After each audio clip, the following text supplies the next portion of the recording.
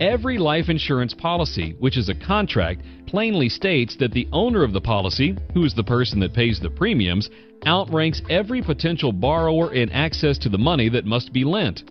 So what does this mean? This means that the owner has absolute control over the investment function of the company. The insurance company can only invest the money if the owner of the policy does not exercise his option to use the money instead. So what can the owner use this money for? Anything he wants. Now listen closely, because you are about to see the power of becoming your own banker. Remember that 8.5% car loan that ultimately cost you 25%? Instead of buying that car today, if you fund your bank for the next 4 years by making premium payments into your permanent life insurance policy, you will be able to borrow from your own bank, which is the cash value in your policy, to pay for the car. Then, instead of making payments to the automotive financial company, you make the payments to yourself by making the payments back into your policy. To maximize the power of becoming your own banker, you must pay yourself at least the amount of interest you would be charged by the automotive finance company, preferably more. What does this amount to? Let's assume you'll buy a new car every 4 years for the next 44 years, so 11 cars total. Each car will be financed for $10,550 and can be financed at 8.5% interest for 48 months. You have a choice with how to pay for these cars. You can use one of 5 methods.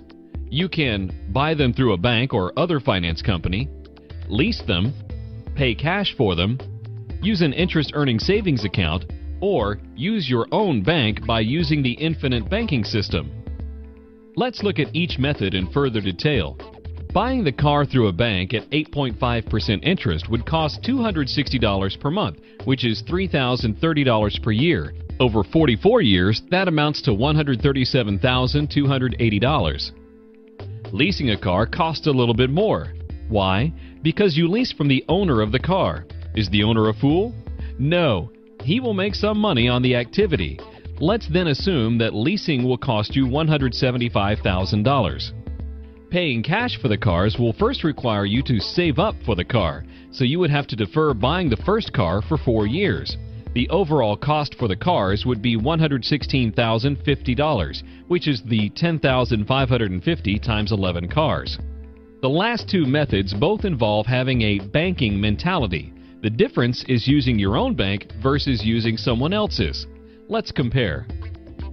Assume that for the last 2 methods, you understand the need to capitalize your bank, so you accumulate $5,000 per year for 7 years before purchasing the first car. You could accumulate your money in a savings account and buy certificates of deposit at someone else's bank in the amount of $5,000 with a yield of 5.5% interest. However, this interest is taxable, so the after-tax effect is 4%, assuming a 30% tax bracket. After 7 years, you would have $41,071 in your account. So you buy your first car and continue making the $3,030 car payments into your savings account. By year 50, you would have $258,927 in this account. Alternatively, you could accumulate your money in a dividend-paying permanent life insurance policy instead of at someone else's bank. For the first 14 years, putting your money in someone else's bank comes out ahead. But from that point forward, the infinite banking concept is favored in an accelerating fashion. In fact, by year 50, you will have $964,638. That's $705,710 more than putting your money in someone else's bank. Why is this? Because when you become your own banker, you are the only owner of your bank, so you receive the profits that would otherwise go to the bank. It's that simple and that powerful. There really is no comparison.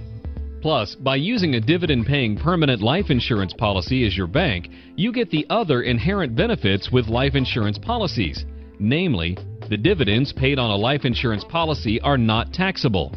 The money you borrow from the cash value is not taxable. And the cash value is protected from creditors and judgments in most states.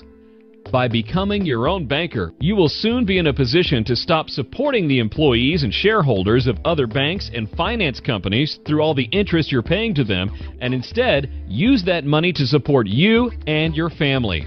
Becoming your own banker will prove to be one of the wisest decisions of your lifetime.